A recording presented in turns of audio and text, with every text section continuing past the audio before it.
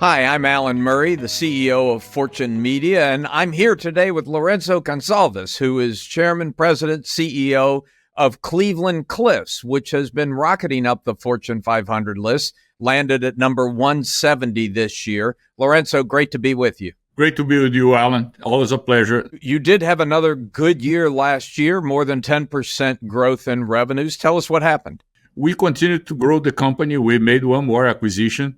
We acquired a scrap company, the biggest processor of prime scrap around Detroit, collecting scrap from the car manufacturers, and the enabler of our closed loop proposition. We are by far the largest supplier of steel to the automotive industry. More than that, we're the largest supplier of each one of the individual car manufacturers in the United States. So collecting their scrap back and being able to melt that scrap and get back to them in the form of new steel is extremely positive from the environmental standpoint. And on the environmental front, I think there's kind of an outdated tendency to think of steel production and all the mining and so forth that goes into it as being a very dirty industry. That's not the case anymore, is it? Not at all. And we have a lot to do in terms of educating the general public. Since we started up our state-of-the-art direct reduction plant in Toledo, Ohio, in December of 2020, and started using direct reduced iron as feedstock in our blast furnaces, we were able in 2022 to accomplish and actually beat our goal for reduction of emissions that was supposed to be achieved in 2030. We achieved in 2022. Oh my goodness, you're eight years ahead of schedule. 8 years ahead of schedule. And after 3 years of when we cut our baseline, 3 years of just marginal growth, we're in the 44.5, 44.4, 44.2 million tons of CO2 produced per year. Last year, we produced 30 million tons. So it's a 32% improvement from the baseline. These breakthroughs only happen when you change the technology. And that's exactly what we're doing. It clearly costs you some money to put that technology into place and make it happen. Why do you do it? We absolutely have to knock down CO2 emissions. And when you have to knock down CO2 emissions, you have to first knock down the sea, because you live in an environment that is saturated in oxygen. So every time you have sea and oxygen together, you produce CO2, particularly when you are producing steel. So we are working consistently and very diligently to reduce the use of sea in steelmaking. And when you do that, you need to replace with something else. So in our case, the very first step was investing $1.1 billion in Toledo to build a state-of-the-art hydrogen-ready plant to reduce steel using natural gas. Yeah, it's very, very impressive. An important step towards a carbon-free future. Lourenco, Cleveland Cliffs is the largest steel supplier to the North American automotive industry. How do you maintain that position? Why are you able to I think you have a market share of like more than 50%. How do you do that? Well, there are two things. One is the technological qualification. Our steels are the steels that the car manufacturers need today. They know that. And are the steels that they need as they move toward new vehicles, like electric vehicles, for the vast majority.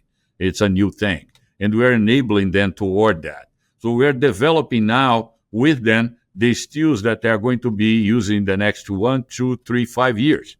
So this is long-term work. The second thing is customer service. In our case, it's not making the client feel good. It's making the client have the steel that they need at the time they need in the form and shape that they need. It's a pretty complicated process. We deal with more than 150 processors downstream after the steel leaves our plant and before they still reach the ground of any car manufacturer that you can think about the name.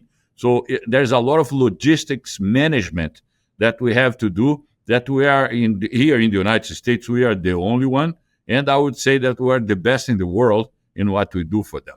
And can you explain why the steel needs of the automotive industry as it switches to electric vehicles are different and why you're in such a unique position to serve that? In the case of electric vehicles, there's a brand new challenge that is all around the enclosure and protection of the battery package. The battery package is a new item. So we are developing steels that are thinner, that are more resistant, that can protect the battery against potential explosion in the case of a crash, using steels that are super cost competitive against any other material, including aluminum. There's a tendency to believe that aluminum is lighter. Aluminum is lighter, but for the same thickness, steel is a lot more resistant. So we can do with steel what aluminum cannot even get close to.